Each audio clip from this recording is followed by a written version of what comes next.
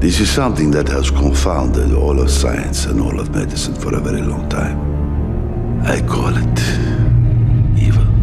One aspect of exorcism that I always find intriguing is the church's involvement. So my ears perked up when I heard that they were making a film based on Father Gabrielle Amorth, the Pope's exorcist. He was always an interesting figure, whether he was claiming that yoga was satanic or that reading Harry Potter was evil. Maybe eccentric would be a better word. Either way, the idea of a film based on one of his exorcisms is rather fascinating because of the church's direct involvement with Amorth. Yet, does the Pope's exorcist live up to the real man's reputation? In some ways, yes. If you're a fan of exorcism stories, then the one presented here is pretty by the numbers. But that's not a bad thing. A family moves into an old church looking to fix it up, only for the youngest son to be possessed. I mean, sure, it's more complicated than that, but that's the long and short of it. Thankfully, the church sends someone quite well versed in the subject, Father Amorth.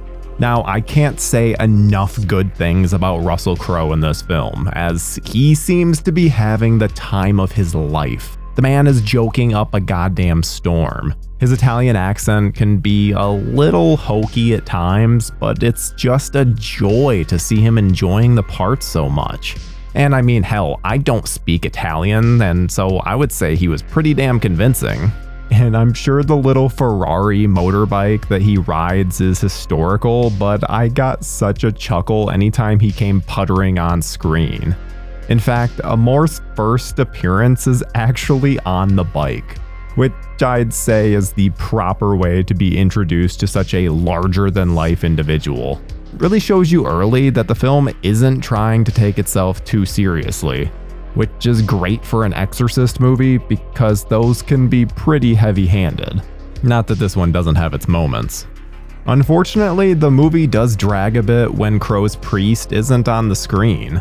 A lot of this has to do with the fact that none of the other characters really get developed all that much. They're essentially just a family. In fact, I'd say the daughter Amy is needlessly annoying, and it kind of works against the film. By allowing us to like these kids, it would have been more upsetting when they're possessed. Though to be fair, there's very little fat in the movie to be trimmed because of this. They're constantly moving at a breakneck pace. And special kudos to young Peter D'Souza Feoni, who plays the possessed Henry. It's not an easy role and he absolutely nails it. I often forgot there was a child beneath all of that demon makeup.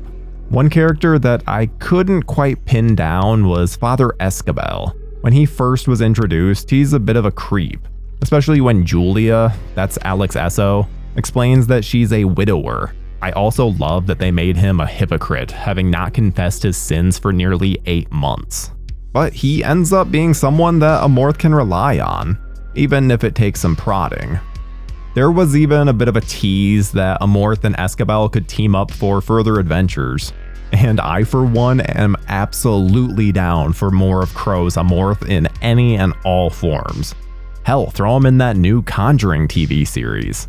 I don't think it's exactly a spoiler to say that a demon gets excised in any exorcism film, but I will just say that the film really putters out with its ending. They do a great job of setting up this demon as a huge threat, and then he's just taken care of in an instant. I wanted a little more of a struggle. Ultimately, the Pope's exorcist is going to provide some entertainment, but doesn't approach enough new ground to bring in anyone that's not already enamored with the genre. But I think those that are will really get a kick out of this one. I mean, just listen to this accent.